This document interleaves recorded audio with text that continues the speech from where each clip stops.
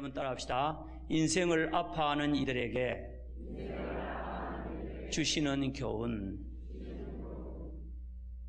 오늘 본문의 말씀은 AD 55년경에 사도 바울이 고린도 교회 성도들에게 주신 두 번째 보낸 서신의 말씀입니다.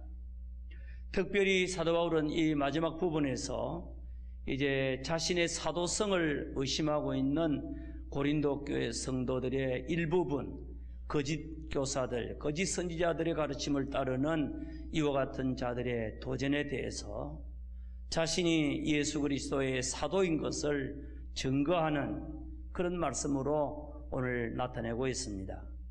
특별히 자신이 하나님의 종이고 예수 그리스도의 사도인 이런 표적, 기사, 그리고 여러 가지 많은 이제 증거를 오늘 여기에 간증적으로 말씀을 하시면서 자신이 받은 은혜에 대하여서 오늘 본문에서는 말씀을 하고 있습니다. 사도 바울은 자신이 사도로서 받은 은혜가 크게 두 가지가 있는데, 하나는 하나님으로부터 놀라운 영적인 은혜, 신비한 은혜, 표적과 기사, 환상과 계시, 이와 같은 은혜를 받았다고 말씀하고 있습니다. 오늘 본문의 말씀해 보니까 사도 바울은 이렇게 말합니다. 내가 주의 환상과 계시를 말하리라. 내가 여러 계시를 받았다. 그렇게 말씀하고 있습니다. 그리고 오늘 읽질 않았습니다만 12절의 말씀해 보니까 사도의 표가 된 것은 내가 너희 가운데서 모든 참음과 표적과 기사와 능력을 행한 것이라. 그렇게 말씀을 하고 있습니다. 사랑하는 성도 여러분, 우리 성도들은 성도의 표가 있는 줄을 믿습니다. 보배로운 믿음을 우리가 가졌다. 성령을 받았다. 우리가 하나님의 자녀가 되었다. 그리고 우리가 거듭나게 되었다. 신령한 자가 되었다.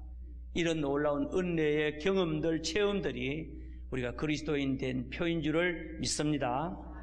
예, 그리스도인들은 이 은혜가 있어야 될 줄을 믿습니다.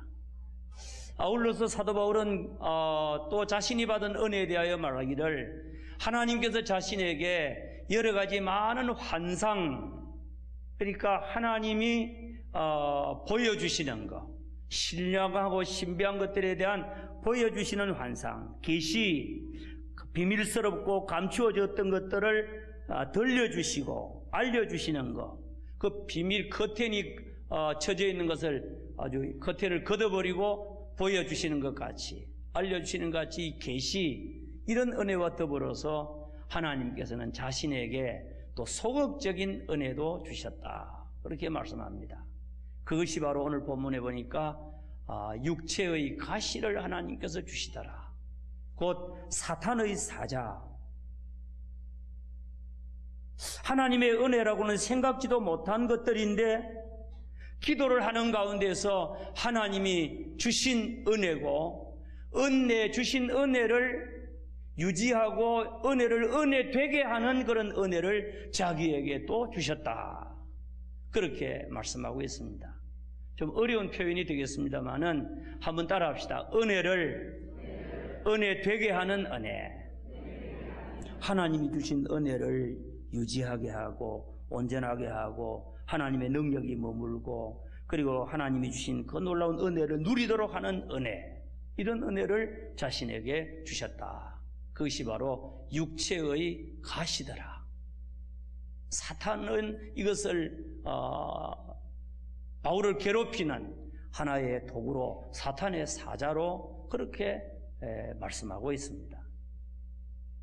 사랑하는 성도 여러분, 우리는 이 세상을 살아가면서 하나님의 은혜를 받기 바랍니다.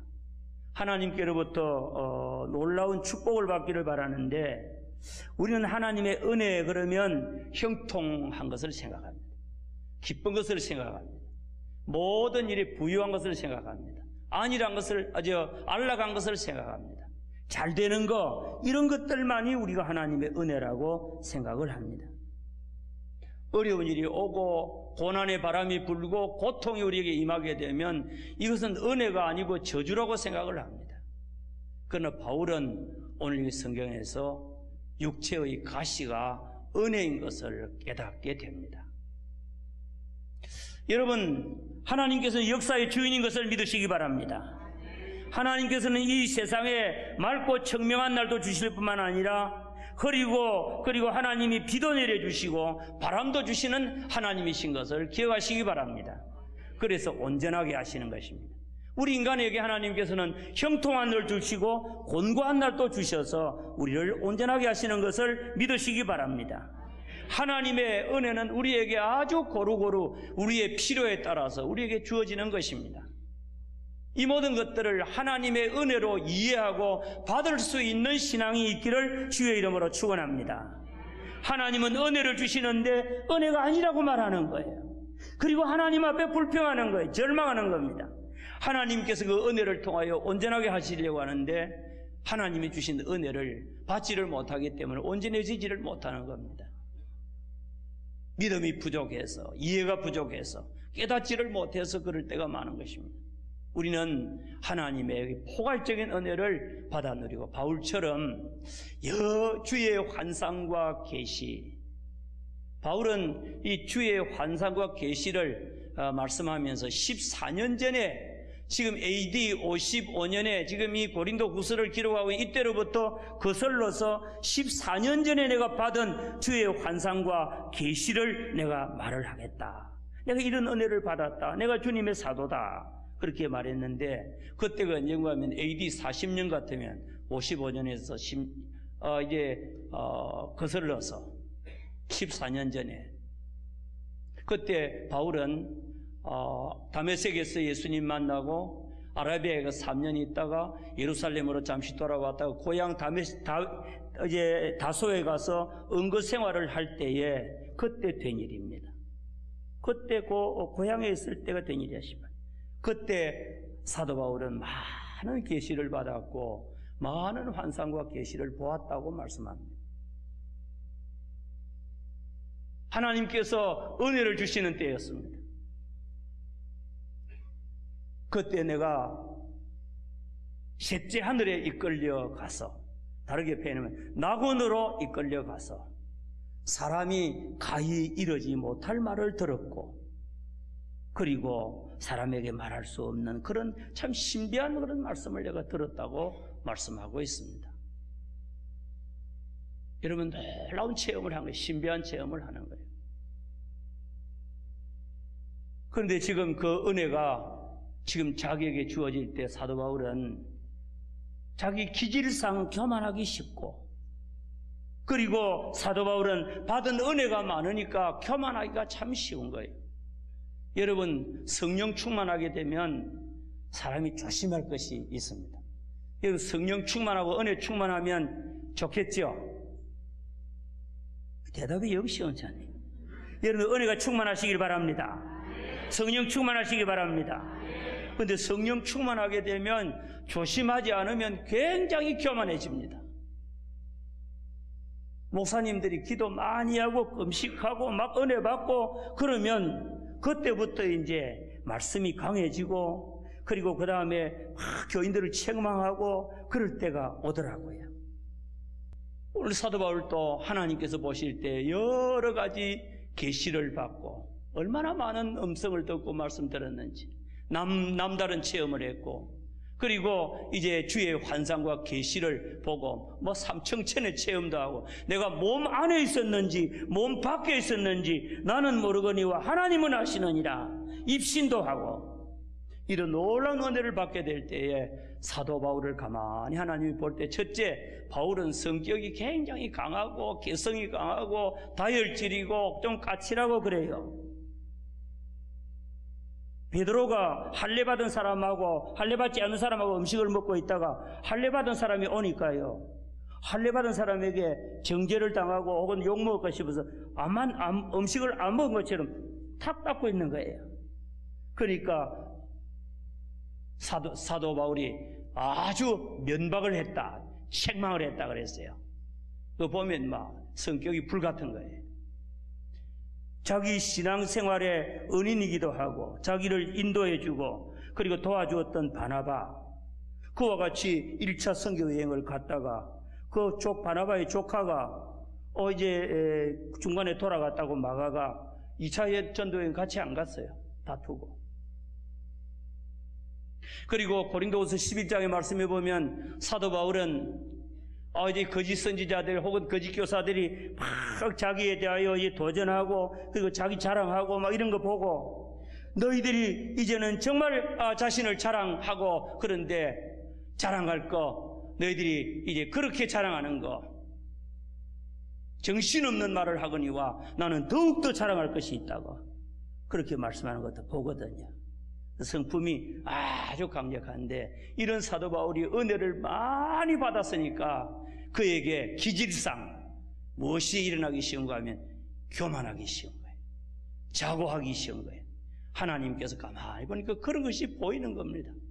그래서 하나님께서 그에게 육체 가시를 주었다. 어떤 사람은 말하기를 바울의 가시는 안질이다. 그리고 이유를 알 수 없는 두통이다. 또 어떤 사람은 뭐 여러 가지 육신의 여러 가지 외모에 왜소한 거 여러 가지 부족한 것이 콤플렉스다. 로만 천주교회 이제 천주교에서는 어떤 이제 그에게 남자 혼자 살았으니까 아주 기본적인 본능적인 그런 그 이제 충동 그런 욕구다. 뭐 여러 가지 많은 사람이 이야기를 해. 그 육체의 가시가 뭔지 핍박이다. 우리가 생각할 때는 육체의 질병이라고 생각할 때가 많아요. 그것을 하나님께서 주어서 너무너무 괴로우니까 하나님 앞에 엎드려서 기도하고 겸손해지고 그리고 하나님 잘 섬기고 그리고 직분자의 사명을 감당하게 되었다는 겁니다. 아멘. 사랑하는 여러분, 하나님께서는 우리에게 은혜를 주시되 은혜를 유지하기도 하고 사용하기도 하고 은혜를 은혜되기도 하고 그리고 우리를 온전하게 만들기 위해서 그 은혜뿐만 아니라 그리고 고난도 함께 주고 고난과 함께하는 기쁨도 주고 능력도 주는 줄을 믿으시기 바랍니다. 그래서 우리 모두는 다 우리에게 주시는 하나님의 놀라운 은혜를 은혜로 아는 은혜가 있어야 될 줄을 믿습니다. 그래야만 우리가 하나님의 은혜 속에서 온전해지는 것입니다. 우리가 걷는 인생의 길에는 언제나 고통이라는 복병이 있습니다. 복병은 숨어있다가 갑자기 튀어나오기도 하고 슬그머니 뒤를 따라오기도 합니다.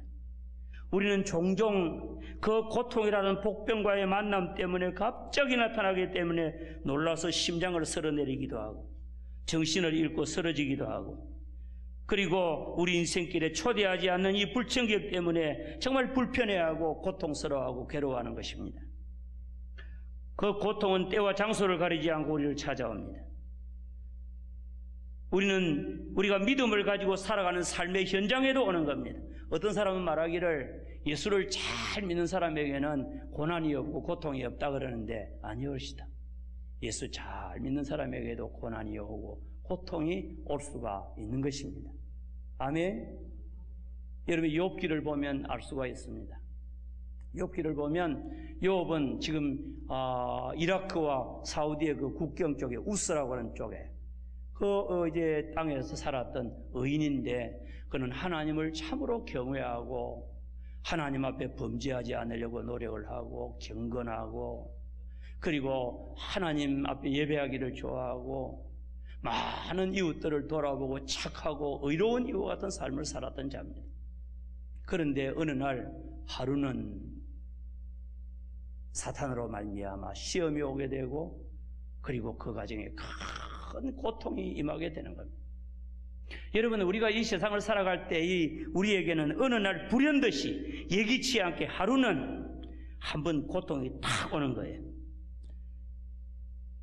아들들이 모여있는 집에 기둥이 무너져서 10명이 다 아들딸이 다 죽어버리고 이 들판에서 들에서 지금 이제 목축업을 하고 있던 그 양떼 소떼에게 하늘에 불이 내려와서 태우기도 하고 갈대아 사람이 와서 그 짐승들 또 가축들을 또 빼앗아가기도 하고 또 하루는 하나님께서 이 사탄이 그에게 고통을 주어서 온몸에 악창이 나기도 하고 그래서 성경에 보면 참 묘하더라고요. 말 표현이 따라합시다. 하루는 고난이 탁 시작되는 거예요.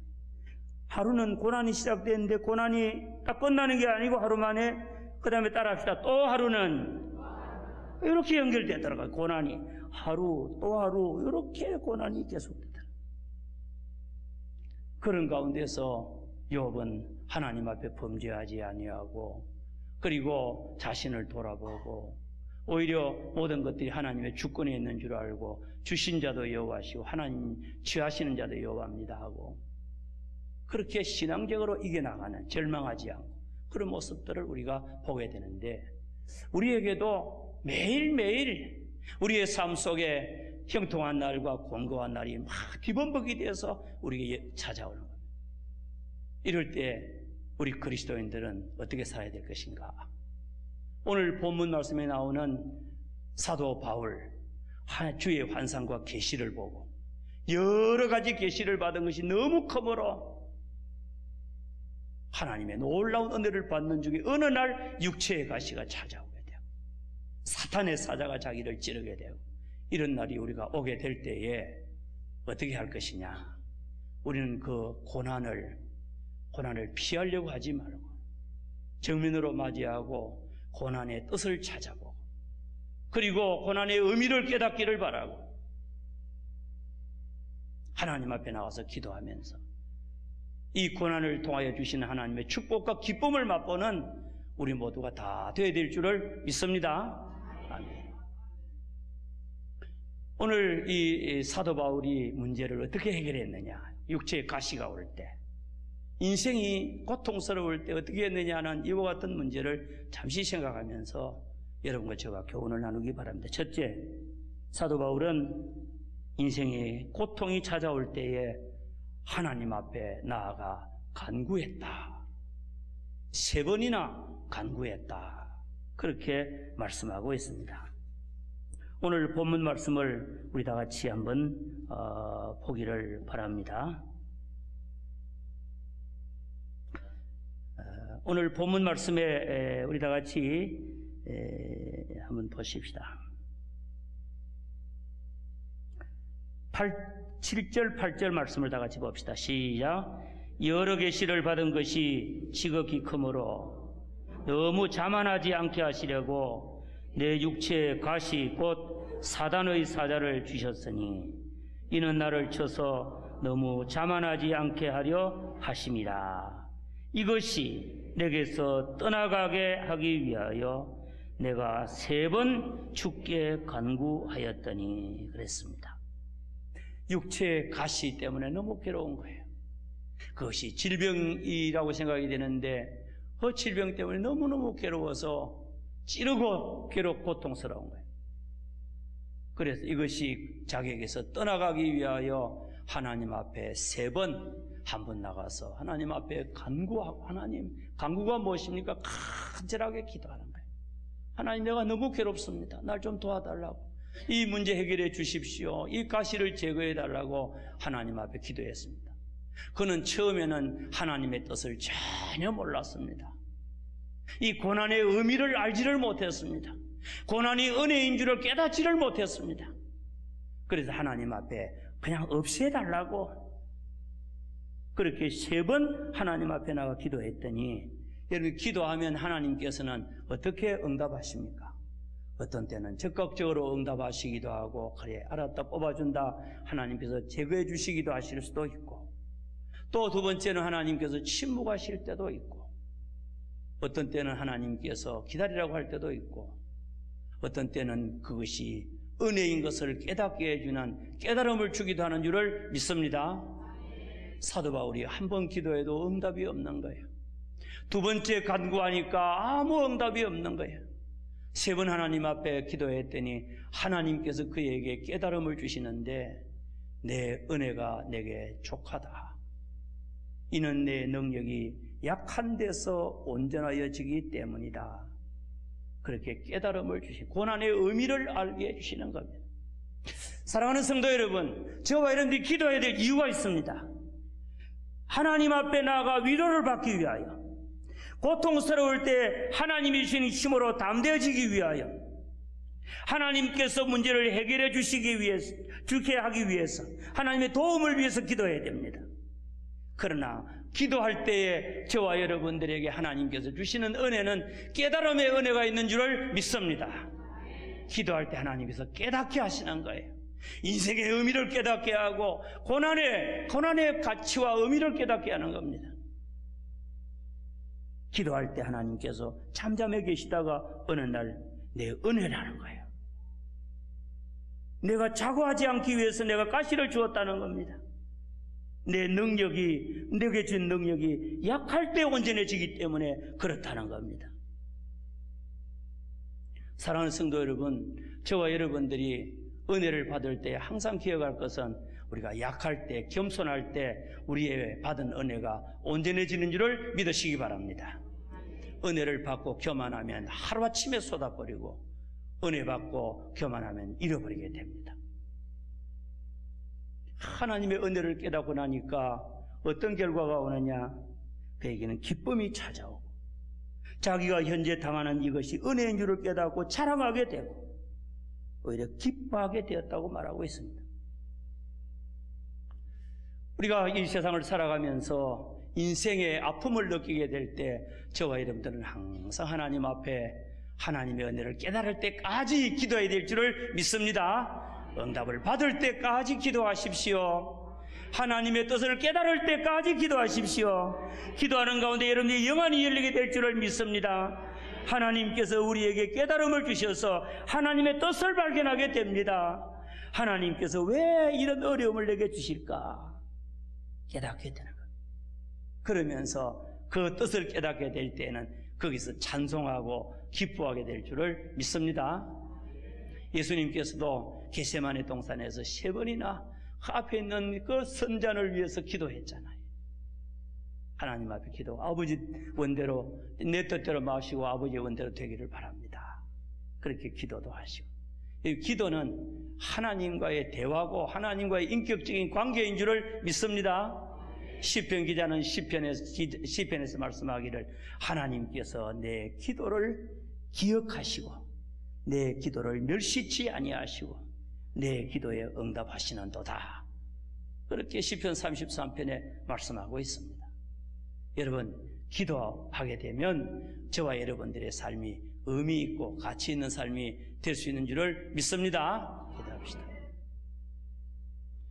사도 바울은 이 인생을 아파하면서 하나님 앞에 나가 기도할 뿐만 아니고 그 다음에 그는 하나님의 뜻을 깨달았고 그리고 겸손해졌다는 겁니다. 아멘. 겸손해졌다. 그래서 그는 이제 자기의 육체의 가시, 괴로움, 약함들, 그리고 곤고함, 여러 가지 많은 이 궁핍, 이런 것들을 내가 자랑한다. 그렇게 말씀합니다. 그는 육체의 가시뿐만 아니고 질병뿐만 아니라 많은 그런 도전과 어려움에 직면했는데 이 모든 것들도 그때부터 자랑하게 되고 겸손하게 되고 하나님 잘 섬기게 되고 그리고 믿음의 사람으로 사명자로 살아가게 되는 줄을 믿습니다. 마지막으로 그는 이 고통의 날 인생의 아픔 속에서 하나님의 뜻을 깨달으면서 그는 하나님의 능력 속에 계속해서 살게 된다고 성경에는 말씀하고 있습니다. 따라합시다. 하나님의 능력이 약한 데서 온전하여지고 머물게 되느니라. 아멘. 저와 여러분들이 늘 겸손하고 약하고 늘 낮은 자리에 처하면 하나님의 능력과 은혜가 늘 머물게 되고 승리하게 될 줄을 믿습니다. 그래서 우리 모두는 늘 겸비하고 하나님의 은혜 가운데서 우리가 꼭 인생을 아파하지 않아도 스스로 겸비하고 낮추는 우리 모두가 다 되어야 될 줄을 믿습니다. 결론으로 말씀을 맺겠습니다. 고통은 우리에게 괴로움만 있는 것이 아니고 고통에는 뜻이 있다는 겁니다. 고통에는 뜻이 있다. 하나님께서 우리에게 아픔을 주는 데는 반드시 하나님의 거룩한 소원이 있고 뜻이 있는 것을 믿으면서 괴로움이 올 때 괴로움만 보지 말고 기도하면서 하나님의 뜻을 발견하고 하나님이 주시는 축복을 받고 하나님의 은혜로 말미암아 여러분이 온전해지는 전화의 복의 삼으시기를 주의 이름으로 축원합니다. 그래서 사도 바울이 사도 바울 된 거예요. 우리 모두들도 늘 고난 속에서 승리하는 우리 모두가 다 되시기를 주의 이름으로 축원합니다.